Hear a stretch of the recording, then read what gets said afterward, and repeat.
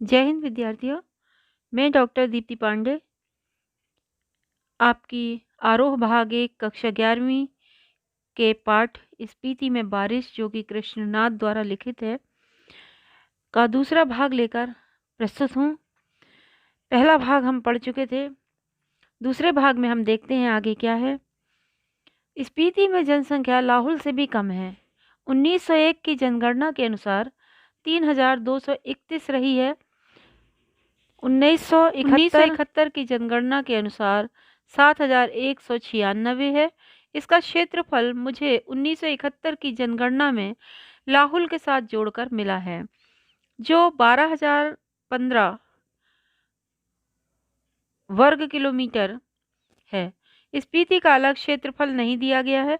Imperial gazetteer Oxford 1908 खंड 23 के अनुसार यह क्षेत्रफल 2155 वर्ग मील है। इस तरह स्पीति की जनसंख्या प्रति वर्ग मील 4 से भी कम है। 1901 में यह प्रति वर्ग मील 2 से भी कम थी।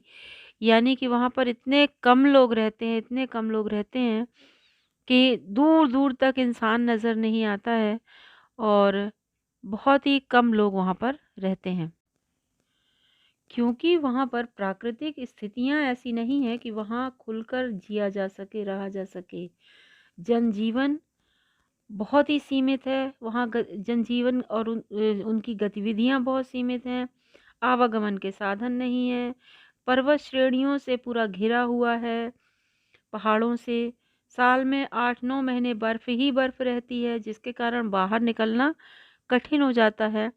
इस तरह से वहाँ रहना बहुत मुश्किल है, इसलिए वहाँ की जनसंख्या बहुत कम है। लाहौल स्पीति का प्रशासन ब्रिटिश राज से भारत को जस का तस मिला। अंग्रेज़ों को यह 1846 ईस्वी में कश्मीर के राजा गुलाब सिंह के जरिए मिला। अंग्रेज़ इनके जरिए पश्चिमी तिब्बत के ऊन वाले क्षेत्र में प्रवेश करना चाहते थे।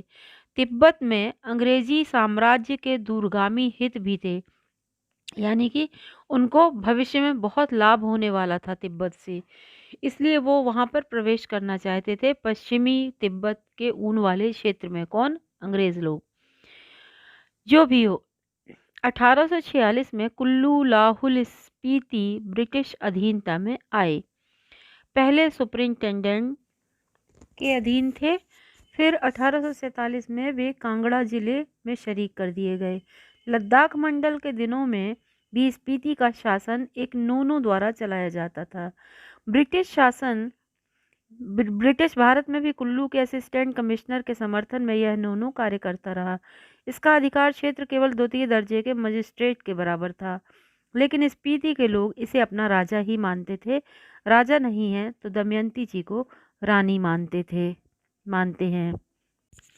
नोनो मतलब वहाँ का स्थानीय शासक, जो ब्रिटिश शासन में कुल्लू के असिस्टेंट कमिश्नर के अधीन ये नोनो कार्य करता है।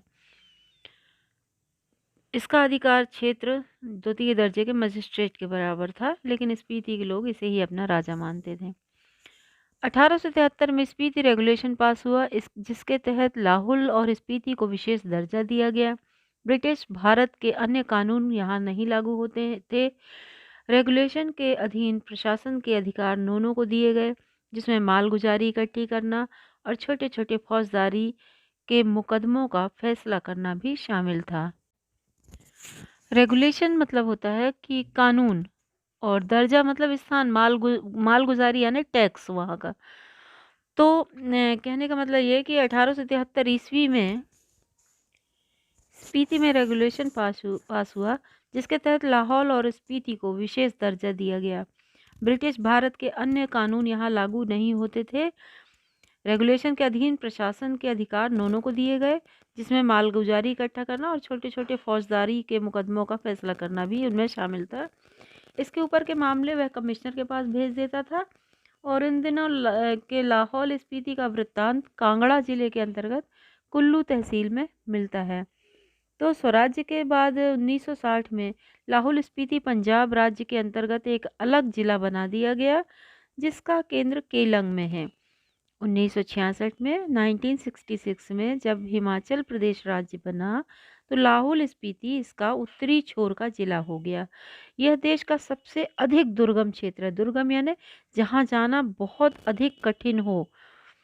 तो स्पीति 31.42 और 32.59 अक्षांश और उत्तर और 77.26 और 78.42 पूर्व देशांतर के बीच स्थित है। यह चारों ओर से ऊंचे-ऊंचे पहाड़ों का कैदी है। इन पहाड़ों की औसत ऊंचाई 18,000 फीट है। ये पहाड़ उसे पूरब में तिब्बत, पश्चिम में लाहुल, दक्षिण में किन्नौर और उत्तर में लद्दाख से अलग करते हैं। इसकी मुख्य घाटी इसी नाम की स्पीति नदी की घाटी है। स्पीति मतलब वहाँ की भौगोलिक स्थिति का लेखक ने वर्णन किया है कि क्या वहाँ की भौगोलिक दशा है, क्या ऋतुएं हैं, क्या है। तो स्पीति पश्चिम हिमालय में लगभग 16,000 फीट की ऊंचाई से निकलकर पूरब में तिब्बत में बहती है। वहाँ से स्पीति में आती है। स्पीति से बहकर पुराने रामपुर बुशहर राज्य में अब किन्नौर जिले में बढ़ती हुई सतलज में मिलती है। मेरी इस स्पीति नदी से प्रीति है। स्पीति में मैं सिर्फ इसी नदी को पहचानता हूँ।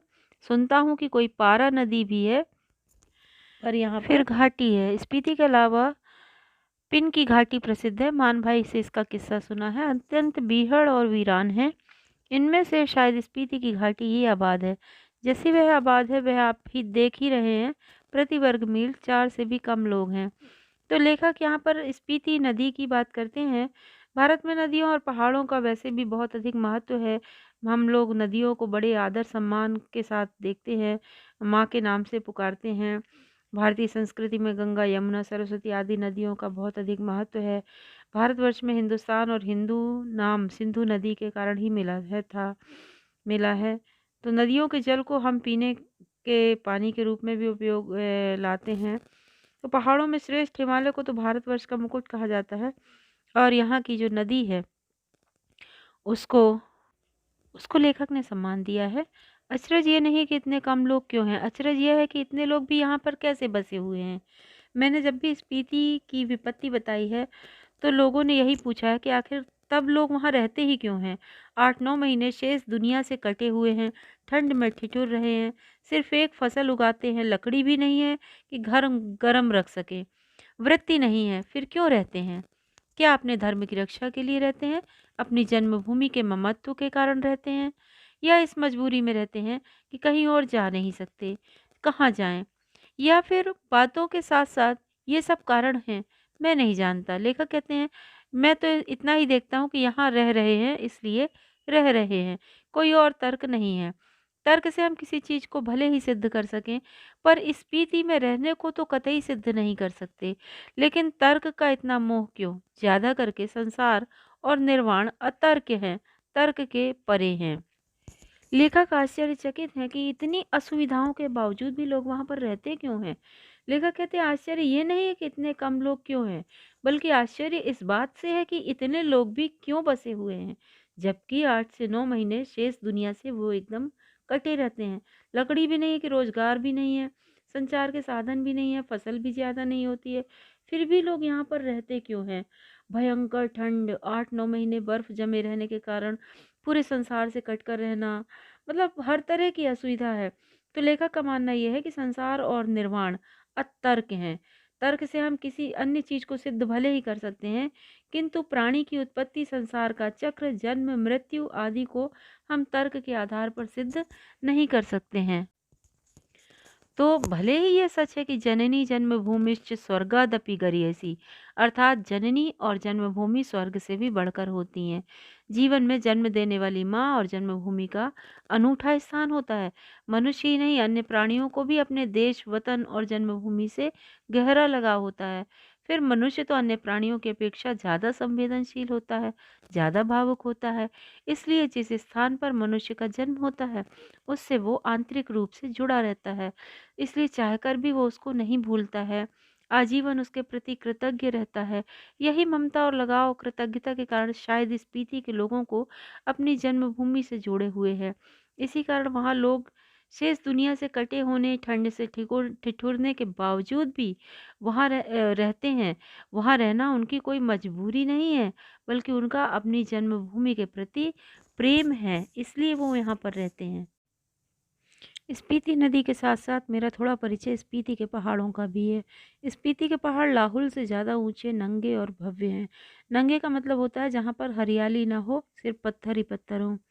इनके सिरों पर स्पीति के नर-नारियों का आर्तनाद जमा हुआ है। शिव का अट्टहास नहीं, हिम का आर्तनाद है, ठिठुरन है, गलन है, व्यथा है। इस व्यथा की कथा इन पहाड़ों की ऊँचाइयों के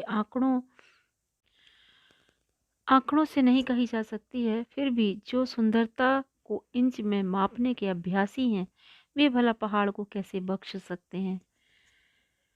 वे यह जान लें कि स्पीति मध्य हिमालय की घाटी है, जिसे वे हिमालय जानते हैं। वो स्केटिंग, सौंदर्य प्रतियोगिता, आइसक्रीम और छोले-भटूरों का कुल्लू मनाली, शिमला, मसूरी, नैनीताल, श्रीनगर, वह सब हिमालय नहीं है, हिमालय का तलुआ है। तलुआ मतलब आपका पैरों का तलवा होता है ना, तलवा निचला, सबसे निचला सतह, सतही हिस्सा जिसको कहते हैं। शिवालिक या पीर पंचाल या ऐसा ही कुछ उसका नाम है। यह तलहटी है, रोहतांग जोत के पार मध्य हिमालय है। इसमें ही लाहुल स्पीति की घाटियां हैं। इन घाटियों की औसत ऊंचाई नापी गई है श्री कनिंघम के अनुसार। लाहुल की समुद्र की सतह से ऊंचाई 10,535 फीट है। स्पीति की 12,986 यानी 12,986 फीट है, यानी लगभग 13,000 फीट तो इसकी औसत ऊंचाई है।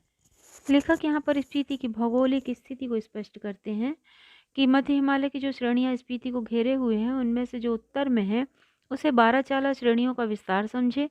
12 लाचा दर्रे की ऊंचाइयों का अनुमान 16,221 फीट से लगाकर 16,500 फीट का लगाया गया है। इस पर्वत श्रेणी में दो चोटियों की ऊंचाई 21,000 फीट से अधिक है। दक्षिण में जो श्रेणी है वह माने श्रेणी कहलाती है। इसका क्या अर्थ है? माने श्रेणी क्या है? माने क्या है? कहीं यह बौद्धों के माने मंत्र के नाम पर तो नहीं है? ओम मणि पद्मे हुम इनका बीज मंत्र है। इसका बड़ा महात्म्य है। महात्म्य यानी बहुत इसका महत्व है। इसे संक्षेप में माने कहते हैं। कहीं इस श्रेणी का नाम इस माने के नाम पर तो नहीं है। स्पीति में बौद्ध धर्म का प्रभाव दिखाई पड़ता है। यहाँ बड़ी उम्र के बौद्ध लामा निवास करते हैं। बौद्ध धर्म के बीज मंत्र ओम मणि पद्मे हुम यानी माने मंत्र का यहाँ काफ़ी उच्चारण हुआ है। यहाँ के निवासियों ने इस मंत्र का खूब जाप किया है, इसलिए कहते हैं लेखक कि यहाँ इसको नाम ही दे देना चाहिए माने श्रेणियाँ। इम्पीरियल गजेटियर में माने श्रेणी की ऊंचाई 21,646 फीट बताई गई है। यह तो इस श्रेणी की किसी चोटी की ऊंचाई होगी, पूरी श्रेणी की ऊंचाई तो एक नहीं होगी। इसमें से छोटी छोटी चोटियां हैं, उनकी ऊंचाई भी 17,000 फीट से अधिक है। कई गांव समुद्र की सतह से 13,000 फीट से ऊंचे भी बसे हुए हैं। यहाँ एक या दो 14,000 फीट की ऊंचाई पर हैं। यह मध्य हिमालय है, इसमें स्पीति स्थित है। इसके पार ब्रह्म हिमालय दिखता है। इसकी एक चोटी 23,064 फीट ऊंची बताई जाती है। इसमें कई चोटियां 20,000 फीट से भी अधिक ऊंची हैं। लेखक कहते हैं मैं ऊंचाई के माप के चक्कर में नहीं हूँ, न इनसे होड़ लगाने के पक्ष में हूँ। वह एक बार लोसर में जो कर लिया सो बस। इन ऊंचाइयों से होड़ लगाना मृत्यु है। हाँ, कभी कभी उनका मान मर्दन करना मर्द और औरत की शान है। मैं सोचता हूँ कि देश और दुनिया के मैदानों से और पहाड़ों से युवक युवतियाँ आएँ और पहले तो स्वयं आकर अपने अहंकार को गलाएं, फिर इन चोटियों के अहंकार को चूर करें। उस आनंद का अनुभव करें जो साहस और कुवत से यौवन में ही प्राप्त होता है। अहंकार का ही मामला नहीं है। ये माने की चोटियां बूढ़े लामाओं के जाप से उदास हो गई हैं। युवक युवतियां किलोल करें तो ये भी हर्षित हों। अभी तो इन पर स्पीति का आर्तनाद जमा हुआ है। वह इस युवा हट्टहास की गर्मी से कुछ तो पिघले। यह एक युवा निमंत्रण है। लेखक चोटियों की ऊंचाई के माप के चक्कर में नहीं पड़ना चाहता है, ना ही उनसे कोई होड़ लगाना चाहता है, क्योंकि चोटियों की ऊंचाई से होड़ लगाना अपनी मृत्यु को बुलावा देना जैसा है। लेखक ये कहते हैं आत्म अहंकार को गलाना तथा अपने उत्साह से इन चोटियों के ऊंचाई संबंधी अहंकार को चूर करना दोनों यौवन के आनंद हैं। नवयुवक ही साहस और सामर्थ्य के साथ इन अलंग पहाड़ों को पार कर सकते हैं। वे ऊंचाइयों से होड़ लगाकर खुशी का अनुभव कर सकते हैं। लेखक नवयुवकों को इसी आनंद का अनुभव करने के लिए स्पीति में बुलाना चाहता है। लेखक ये चाहते हैं कि स्पीति में अत्यधिक बर्फ गिरने से व बूढ़े लामाओं द्वारा माने मंत्र के उच्चारण से यहाँ उदासी और नीरसता का वातावरण हो गया है। इसलिए इस उदासी को तोड़ने का उपाय यही है कि यहाँ देश विदेश के नवयुवक युवतियाँ आएं, आकर खेलें, यहाँ मनोविनोद करें, मनोरंजन करें, खुलकर यहाँ पर अट्टहास करें, मौज मस्ती करें, जिससे उदासी दूर होगी और यहाँ की नीरसता भी समाप्त होगी। तो आज का पाठ यहीं समाप्त करते हैं। इसका अगला भाग हम अगले वीडियो में पढ़ेंगे। तब तक के लिए धन्यवाद। नमस्कार।